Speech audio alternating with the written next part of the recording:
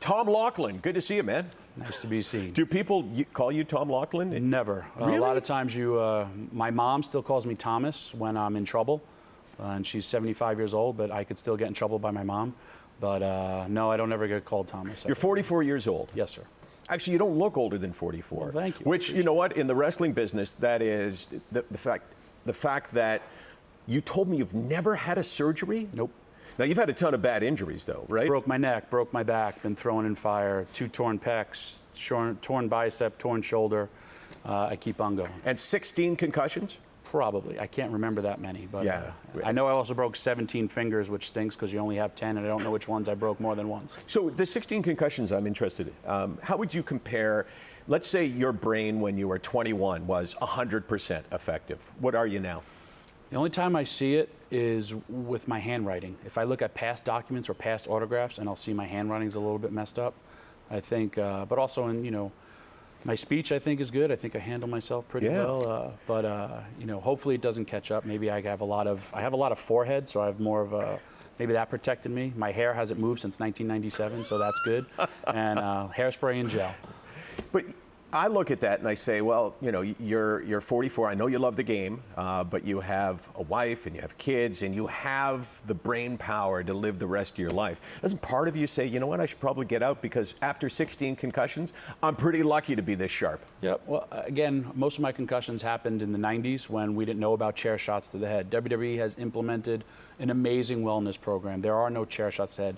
To me, in the year 2015, there should never be a chair shot to the head. You could hit a guy in the stomach, you could hit a guy in the back, makes the same amount of noise. But again, 90s, original ECW, I just tell my best friend, break a steel chair over my head, and I would do the same to him. And it was just what we felt we had to do. But you look at the progression of football and how they've had extra helmets or even batters in baseball, or they have made certain precautions to improve the game and the wellness for the players. As a hardcore guy, did you feel like one of the most important things for you was to keep raising the bar, to do something that nobody else had done? 100%. I was famous for a move taking a choke slam. I would walk into this building and be like, you can drop me from there to the floor. What Mick Foley did in the Hell in a Cell, that one huge bump, I used to do it all the time. And sometimes not even on television, because I felt the fans expected it. And I would always try to escalate what we topped last time, because we were going to the same arena, so you can't let the fans be bored or else they're not going to come back. So how can I top it? I once four tables stacked high. That was the highest we could go, or else we had to get a different building. And but I just basically told the guy, let's fight up there. You take me, do it, and I did it. So is it fair to say that a live audience, a TV audience, makes you crazy?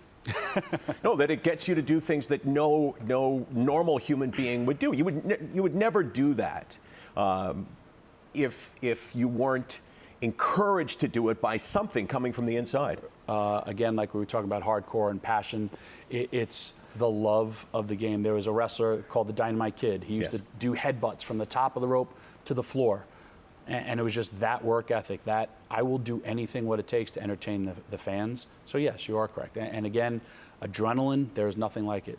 When I go out there and perform sometimes, my mind says you're 25, but then when you go out there and you feel a certain bump, you're like, guess what? Your body's telling you you're 44. Like you said, I'm hoping to transition to behind the scenes, which is why a big part of my own company. If you could check out that bruise, that's from Sunday on a small show in Houston. We raised money for autism, and I did that to myself, putting a guy through a table. I protected him and messed up my arm. But for me, my own conscience, knowing that I didn't want to hurt him, I'd rather take one. When I have my own huge show, 6 days from then, but that's, again, my work ethic and what I want to do. Well, you mentioned your mom, 75 years old. You have a wonderful wife, 2 beautiful girls. Anyone say to you, hey, stop doing this? No.